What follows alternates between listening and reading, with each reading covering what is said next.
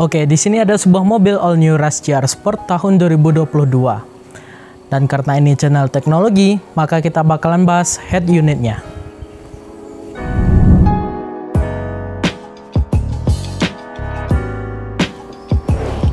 Oke, halo semuanya, bertemu lagi dengan saya Agung Isra. Head unit bawaan mobil itu kebanyakan tidak ada yang menarik. Banyak fitur yang dipangkas dan terkesan murahan. Walaupun memang bukan yang tercanggih untuk saat ini, tapi bisa dibilang head unit ini salah satu yang terbaik di kelasnya. Dan sedikit catatan, head unit ini itu sedikit berbeda dengan yang ada di all new Rush TRD Sportivo. Ya, baik dari segi fitur maupun tampilan. Dan setahu saya, head unit ini juga sama digunakan di Yaris GR Sport. Dan untuk interface-nya sendiri itu juga mirip dengan di beberapa mobil Toyota lainnya.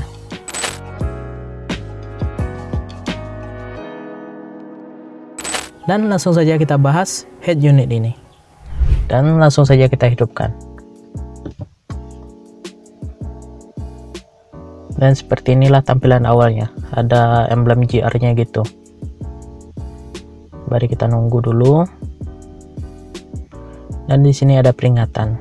Dan di sini itu defaultnya bahasa Inggris. Dan kalau kita ingin tukar, silakan di bagian sini nanti ya. Kita pilih saja bahasa Indonesia. Ini peringatannya, kita klik saja OK. Dan untuk pengaturan waktu dan tanggal, karena di sini belum kita atur, maka kita atur dulu.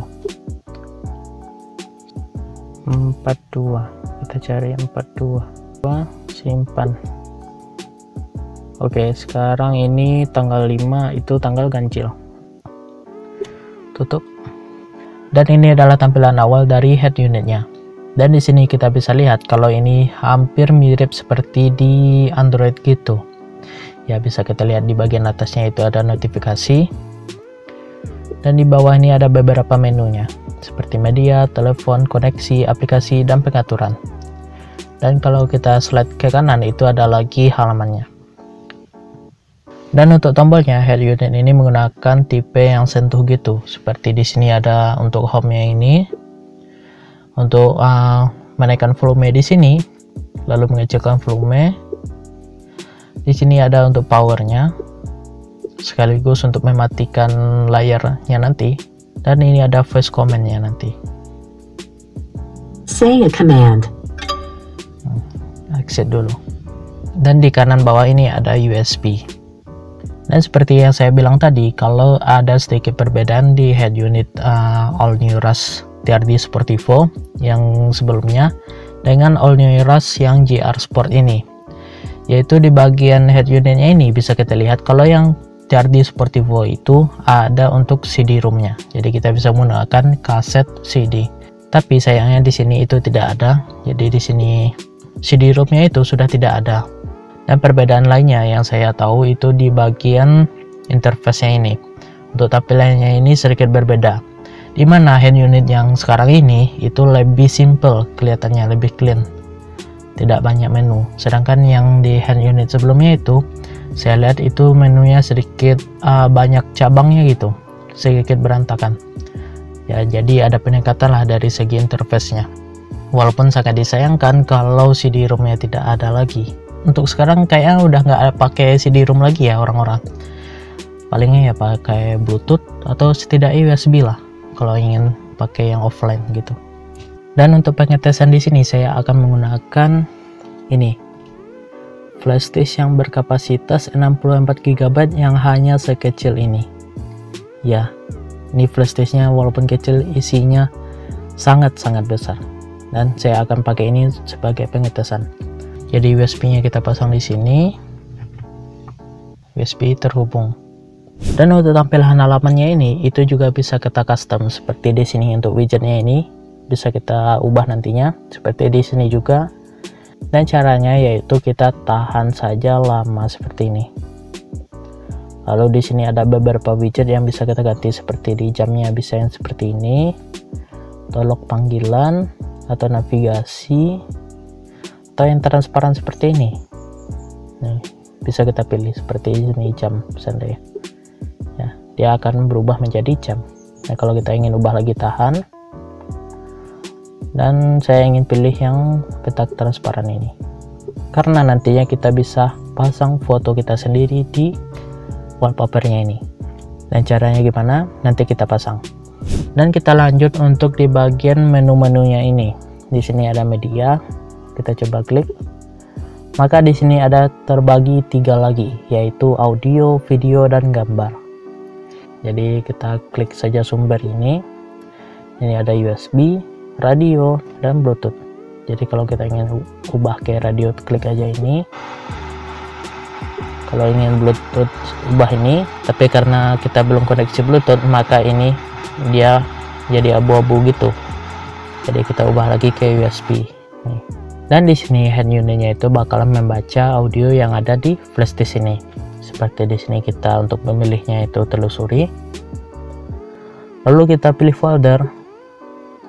Lalu di sini karena saya sudah memasukkan folder musik, maka di sini ada beberapa musik yang saya bikin foldernya seperti Indonesia, Barat, Islami gitu. Indonesia seandainya di sini. Ini seandainya kita pilih saja lagu Minang seandainya. Ini kita pilih seandainya. Nih, dia bakalan memutar lagunya. Nih, karena ini awal. Apa yun ang babanuan lagi? Ada maku kepalanya.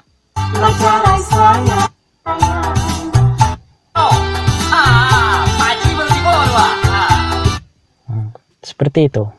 Dan di sini ada daftar putar kalau kita ingin akses lebih cepat ke playlistnya. Nah, kalau kita ingin ke radio ini, itu kita bisa scan di sini. Dan karena di lokasi saya lagi isinya yang susah, maka untuk pencarian radio ini sedikit lama. Jadi kita skip aja. Dan kita coba untuk audio yang ada di Bluetoothnya ini. Pertama kita itu kembali dulu ke home-nya.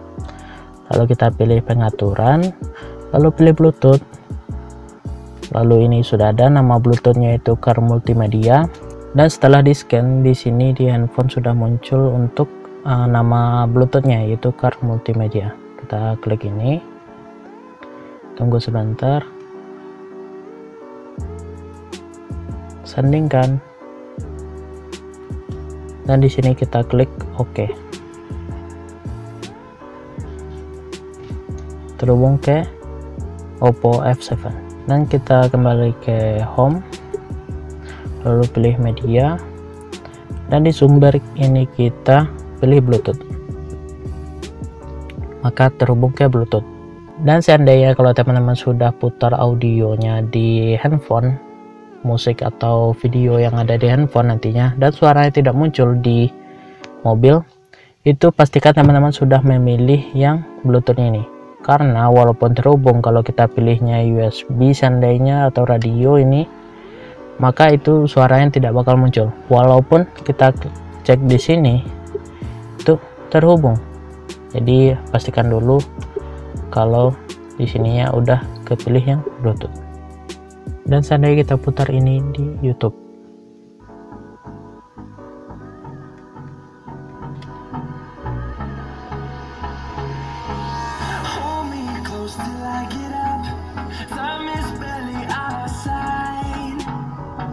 ya mungkin bagi teman-teman yang udah terbiasa untuk ngehubungin perangkat handphone ke Bluetooth speaker itu caranya hampir sama.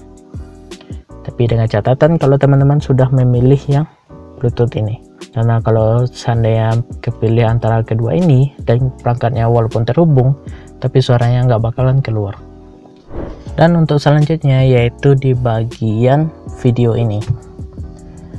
Dan di sini untuk sumbernya itu hanya ada flash disk ini. Jadi kalau kita ingin memutar video klip seandainya untuk musik video itu pastikan dulu ada videonya di flash disknya ini.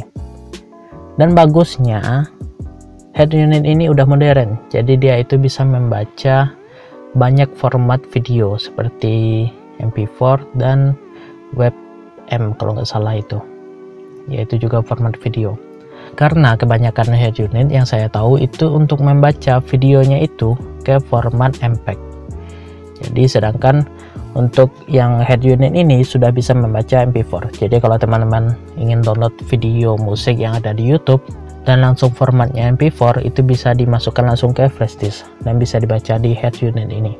Jadi kita tidak perlu lagi untuk konversi ke MPEG, dan bagusnya juga kalau MP4 itu filenya itu lebih kecil daripada MPEG, karena kalau kita konversi dari MP4 ke MPEG, seandainya filenya itu aslinya cuma 20 MB-an, dan kalau kita konversi itu bisa di atas 150 MB.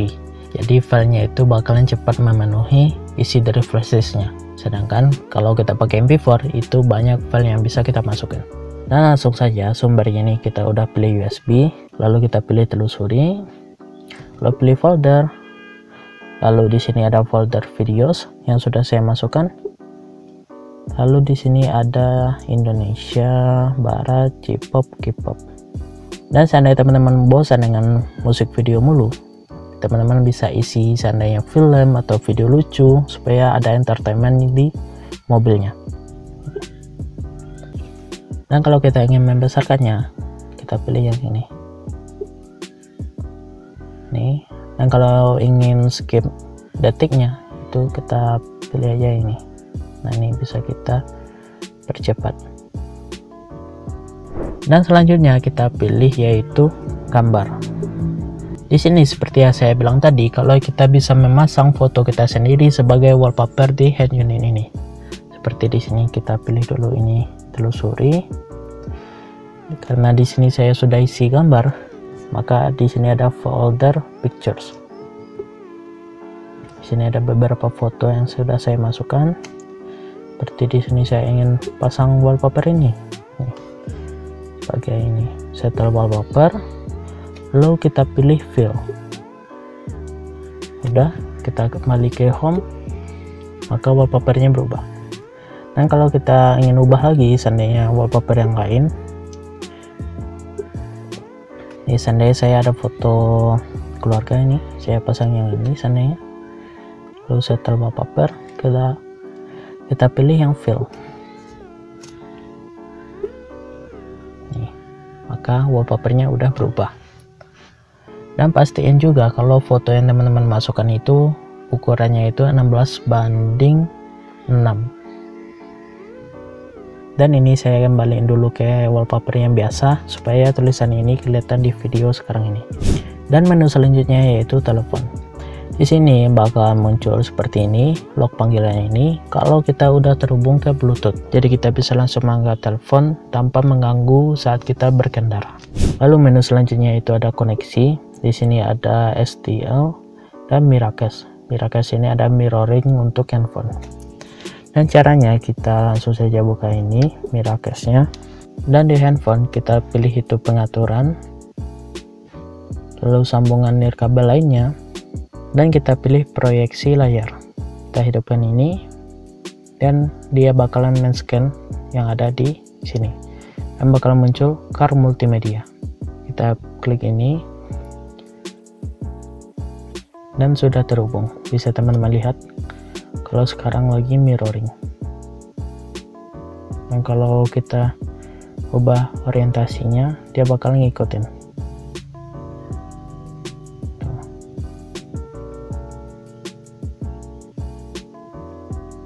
Nih. Dan selanjutnya yaitu ada aplikasi. Di sini ada mToyota, Notify, dan perintah suara.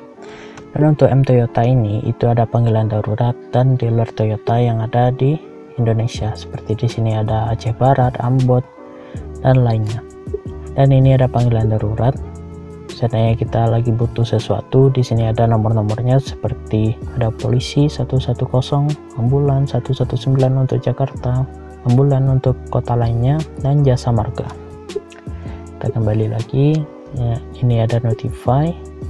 Ini ada perintah suara. Jadi kita bisa perintah suara melalui head unit ini. Play USB.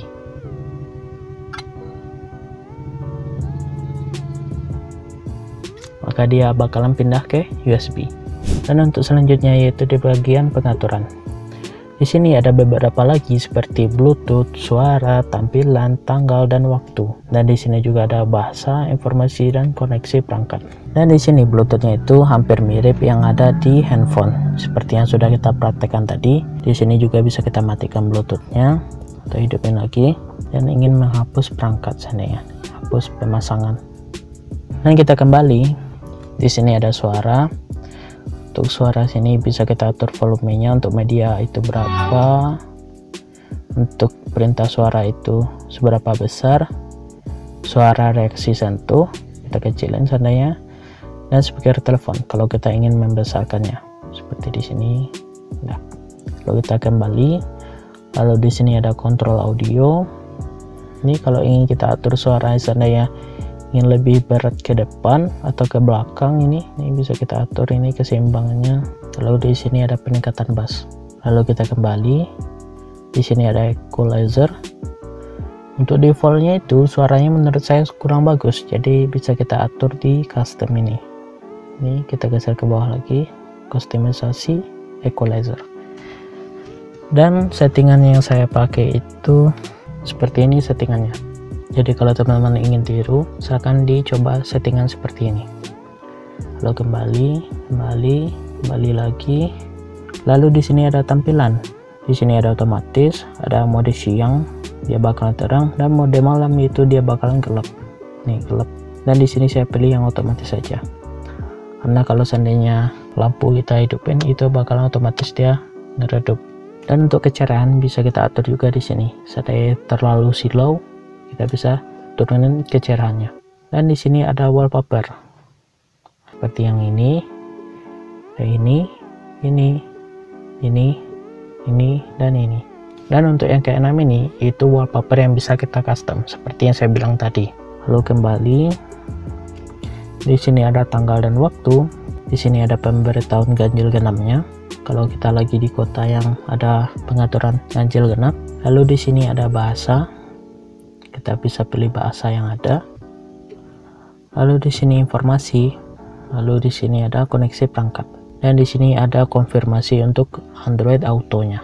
Ya, karena head unit ini ada Android Auto-nya. Gimana caranya? Kita coba. Dan kita siapkan handphone dan juga USB kabel.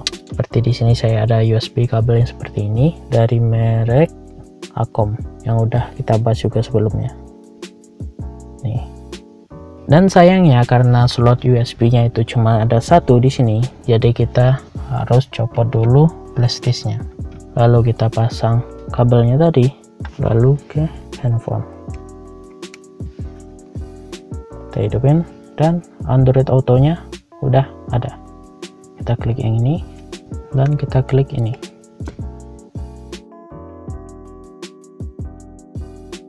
Dan ini adalah tampilan dari Android Auto-nya. Ya, seperti head unit yang udah ada Android Auto lainnya, dan di sini juga sama. Selain Android Auto, head unit ini juga sudah support Apple CarPlay bagi pengguna produk Apple.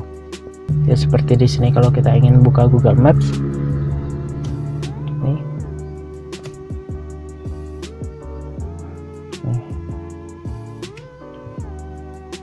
Dia bisa membantu saat kita lagi berkendara. Dan banyak lagi aplikasi yang bisa kita pakai di sini seperti YouTube Musik ada juga, ada Reso juga kalau ingin dengar musik. Karena USB-nya ini lagi kita cabut, jadi otomatis kita dengar musiknya dari handphone ini. Oh ya, kalau kita ingin mematikan layar dari head unit ini tanpa mematikan suara, itu bisa. Ini seperti sekarang sana. Seperti sekarang ini suaranya lagi hidup. Dan kita ingin mematikannya tanpa mematikan suara, kita klik aja nih sekali. Maka suaranya bakal tetap aktif. Dan kalau ingin mematikan suaranya dan juga head unitnya juga, itu kita tahan selama 3 detik. Dan mati. Dan suaranya juga ikutan mati. Nah, mungkin segitu dulu untuk video kali ini. Terima kasih udah nonton dari awal sampai akhir. Nah, kalau ada pertanyaan silahkan tulis di kolom komentar di bawah. Dan kalau suka video ini silahkan di like. Dan jangan lupa di subscribe channel ini sebagai bentuk dukungan teman-teman ke depannya. Saya Agung Misra, see you in the next video. Bye.